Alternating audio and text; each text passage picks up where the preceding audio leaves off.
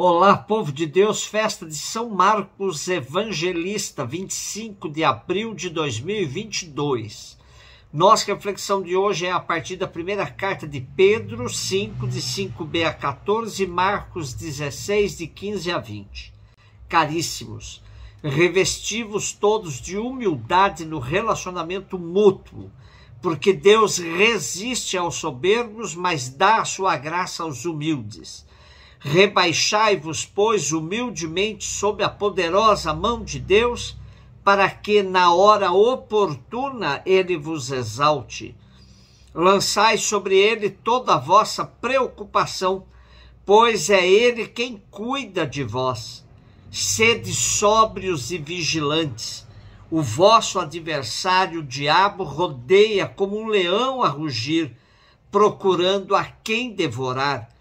Resisti-lhe, firmes na fé, certos de que iguais sofrimentos atingem também os vossos irmãos pelo mundo afora.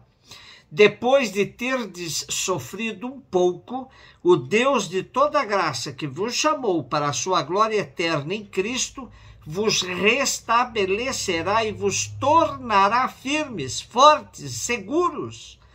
A ele pertence o poder pelos séculos dos séculos. Amém. Por meio de Silvano, que considero um irmão fiel junto de vós, envio-vos esta breve carta para vos exortar e para atestar que esta é a verdadeira graça de Deus na qual estáis firmes.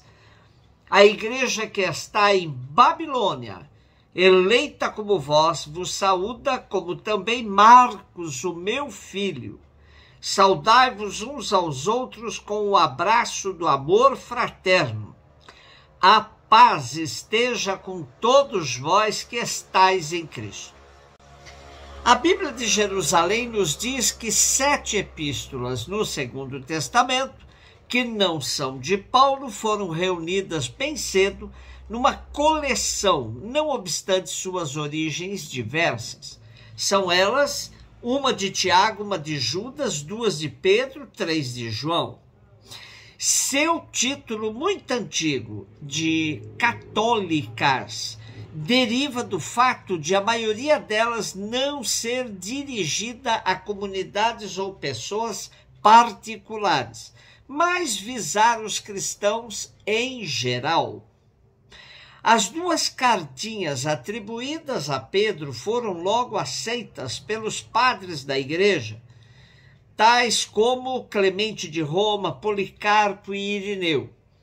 Roma, aqui referida, é conhecida, chamada de Babilônia, por seu momento de confusão e perseguição sob o comando de Nero. Pedro tem como companheiros Marcos e Silvano, o provável escritor do pensamento de Pedro. O pescador da Galiléia certamente não teria condições de escrever num grego tão bem elaborado. O escrito se dirige aos cristãos da diáspora, onde temos no primeiro versículo o nome de 5 províncias. A finalidade da carta é sustentar a fé dos seus destinatários em meio às provações que os assaltam. Provavelmente a carta, apesar de ser contextualizada no tempo de Pedro, deve ter sido concluída bem posteriormente. Sem sombras de dúvidas, a carta de Pedro incentiva os cristãos a uma corajosa perseverança nas tribulações, tendo Cristo como modelo. Como ele, os cristãos devem sofrer com paciência, felizes se as suas tribulações provêm de sua fé e de sua conduta, respondendo ao mal apenas com o bem, a caridade, a obediência e a mansidão para com todos. Devem praticar a hospitalidade e viver no amor uns aos outros. Também diz Pedro, na mesma carta: cultivai com todo o ardor o amor mútuo, porque o amor encobre uma multidão de pecados. Juntos e no amor, os cristãos terão mais condições de perseverar diante da perseguição. Marcos 16, 15 a 20. Jesus se manifestou aos 11 discípulos e disse-lhes: Ide pelo mundo inteiro e anunciai o evangelho a toda a criatura. Quem crer e for batizado será salvo, quem não crer será condenado.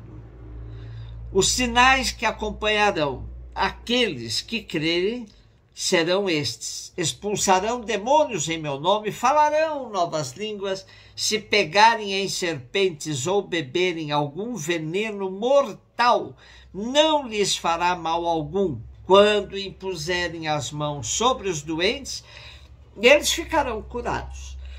Depois de falar com os discípulos, o Senhor foi levado ao céu e sentou-se à direita de Deus.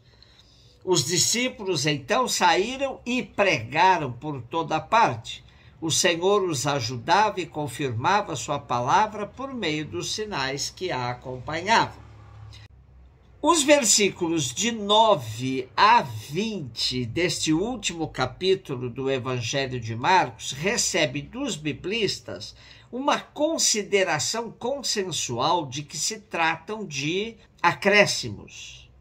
O original de Marcos termina no versículo 8. Porém, por outro lado, como dizem que o Evangelho não poderia terminar como narra o versículo 8, que mostra as mulheres saindo correndo do túmulo, assustadas, com medo e não disseram nada a ninguém, há muitas suspeitas de que o verdadeiro final se perdeu e o que temos hoje é de algum autor desconhecido, mas muito próximo das preocupações da comunidade de Marcos.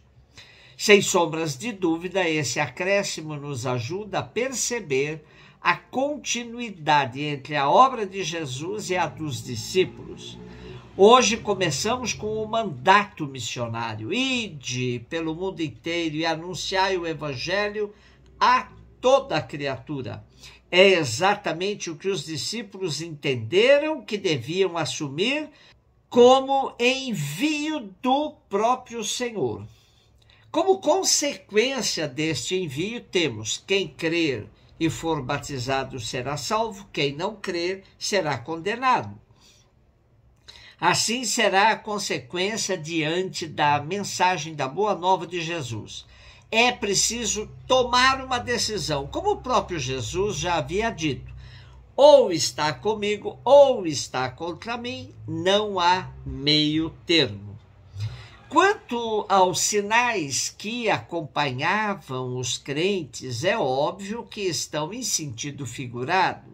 Ninguém em sã consciência sairá por aí tomando veneno mortal ou pegando em serpentes para provar que é discípulo de Jesus.